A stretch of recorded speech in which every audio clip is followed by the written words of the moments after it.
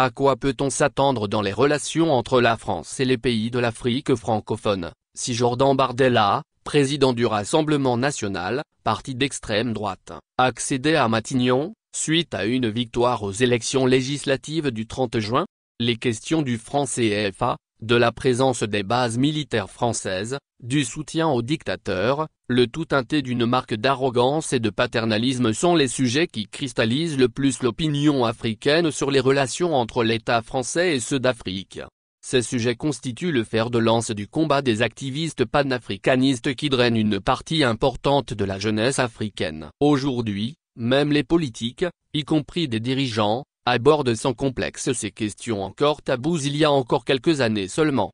Dans la Ve République, tous les gouvernements, de droite comme de gauche, qui se sont succédés en France ont maintenu la même politique africaine. Et ce, malgré les multiples annonces à renouveler ces relations qui ont commencé dès 1982 avec le ministre de la Coopération, Jean-Pierre Cot, sous la présidence du socialiste François Mitterrand. L'influence de l'institution militaire française dans les relations avec l'Afrique reste très forte, en prenant le pas, à des moments critiques, sur la diplomatie, et cela remonte à la période de la conquête coloniale où elle était en première ligne. Même si aujourd'hui des officiers français, comme le général de corps d'armée Bruin Clément Bollet, prônent la prise en compte des nouvelles réalités de l'opinion africaine pour redéfinir les relations avec les pays africains, d'autres, et ils sont nombreux, comme le général d'armée François Lecointre, ancien chef d'état-major de l'armée, n'exclut pas de nouveaux recours aux engagements des armées européennes pour renforcer l'influence sur le continent, surtout après les expulsions de la force Barkhane du Sahel. En tenant compte de cette réalité, il n'est pas certain que la fermeture des bases militaires françaises devienne une réalité sous un gouvernement d'extrême droite. De la même manière, l'exécutif, sous le Rassemblement national, n'échappera pas à l'évocation de raisons d'État ni au lobbying des intérêts protéiformes et complexes qui ont conduit au maintien du franc CFA jusqu'aujourd'hui, malgré la turbulence croissante autour du sujet. Enfin, le soutien à des régimes peu regardants sur l'état de droit et le respect des droits fondamentaux des citoyens, s'inscrit dans les intérêts diplomatiques, géopolitiques et géostratégiques de l'État français et ne saurait disparaître avec l'arrivée de l'extrême droite au pouvoir, même si sa rhétorique s'appuie sur la défense de la souveraineté. On connaît, par exemple, la proximité qui existait entre l'ancienne présidente du Rassemblement national, Marine Le Pen, et l'ex-dictateur du Tchad, Idriss Déby.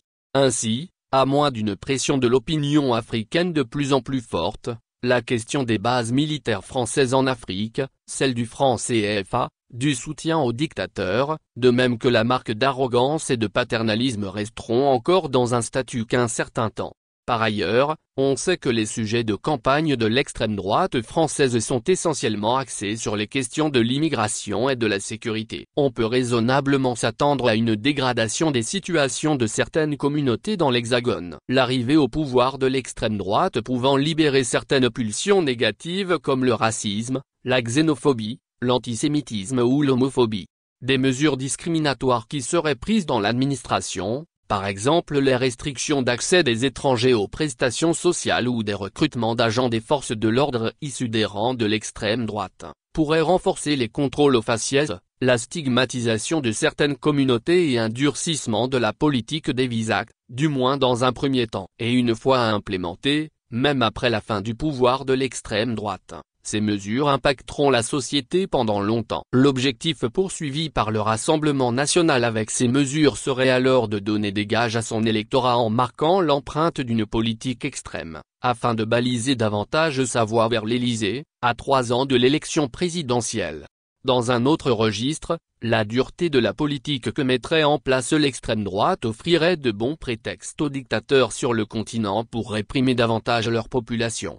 Depuis les 40 dernières années, le Rassemblement national, précédemment Front national créé au début des années 70, est le seul ancien parti qui n'a cessé de croître dans l'opinion et dans sa base électorale, au point de devenir la première force politique en France. On est loin des 82,21% de Jacques Chirac face à Jean-Marie Le Pen, fondateur du Front national, au second tour de l'élection présidentielle de 2002. Désormais aux portes de la présidence de la République française, sauf événement inattendu, il y a une forte probabilité que l'extrême droite accède au pouvoir en 2027. Nathaniel Olympio, président de Kokeli, cercle de réflexion sur l'Afrique de l'Ouest, porte-parole du Front Touche pas à ma constitution.